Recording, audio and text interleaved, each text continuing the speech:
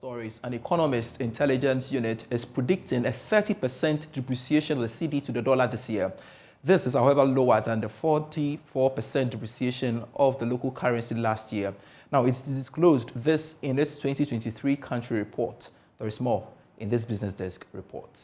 So far this year, the cedi has lost about 17% in value in the retail market, but about 21% on the interbank forex market. According to UK-based Economist Intelligence Unit, the currency depreciation will be driven by increased demand for hard currency due to high import prices, inflation, capital flight, rising profit repatriation by Ghanaian-based multinationals, and weak investor sentiment in the face of the ongoing debt crisis. However, the expected executive board approval of the International Monetary Fund program by mid-2023 and sustained fiscal and monetary tightening will help to slow the cedi's fall comparatively over the second half of the year. It therefore expects further gradual depreciation of the cedi in between 2024 and 2027. It's added that Ghana's sustained depreciation reflects the country's structural current account deficit and higher inflation than its trading partners. Reserves will meanwhile average 3.3 months of import cover over 2023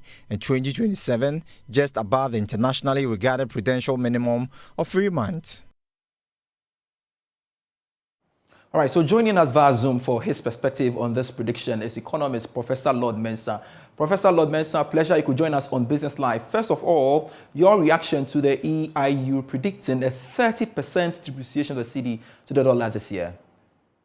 Yeah, good evening and good evening to our viewers. If you can hear me, can you hear me, please? I can, loud and clear. Very good. Clearly, it's not surprising. It's not surprising because if you look at the dynamics of our economy and then you relate it to the demand and supply of the foreign currency, which is the dollar, you'll come to appreciate that as we speak now, government demand for the dollar has gone down. Remember, government has put a standstill on external debt service, which requires dollars. And so whatever is happening on the ground, we seem to turn up with businesses who will need the dollars and then individuals who will need the dollars. If government resumes payment of its debt, taking into consideration the external debt service after the debt restructuring, obviously, we should see, some kind of a free fall of the cedi related to the dollar. So the prediction is not surprising at all. Now, they are, however, predicting an improvement following the executive board approval of an IMF program by the mid-2023. Is that approval likely anytime soon? Yeah, mid-2023, we're looking at June. There seem to be kind of exact prediction when it comes to the timelines they are providing. Because if you look at the procedures we're supposed to go through, and then the requirement to get a board approval, we're supposed to get our external debt restructuring, done. And I think we've made some steps. We took advantage of the IMF spring meeting to initiate certain levels of negotiations. And I believe that all those negotiations will crystallize getting to the end of June. And possibly, if we get a board approval, whatever the board will be required of Ghana should reflect in our mid-year budget review.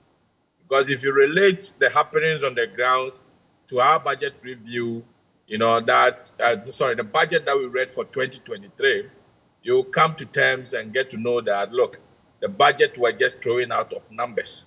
And we need a budget that will reflect the debt restructuring that we are going through, both domestically and, external. So I believe that, if we should get an IMF deal, it should be somewhere July. Contrary to what government is saying, sometime in June? Yeah, it is. But then government will be giving predictions, giving timelines. I mean, remember, government is more or less wearing two hats, political hat and economic hat. And most of the time, you see the political hat outweighing the economic hat. in terms of, their what the timelines they put out there. So it's a political timeline, but economically, things must be done before we get, the board approval. And I'm very much interested in what must be done this time, the short to medium term. What do you think we ought to do now?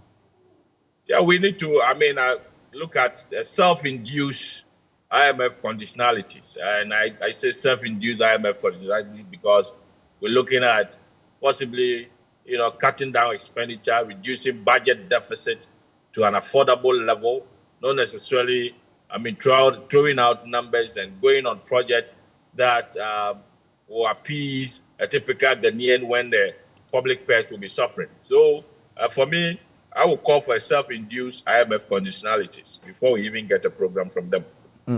Professor Lord Mensah, we are indeed grateful for your time here on Business Live, speaking to us on the back of the EIU report on Ghana's cedi.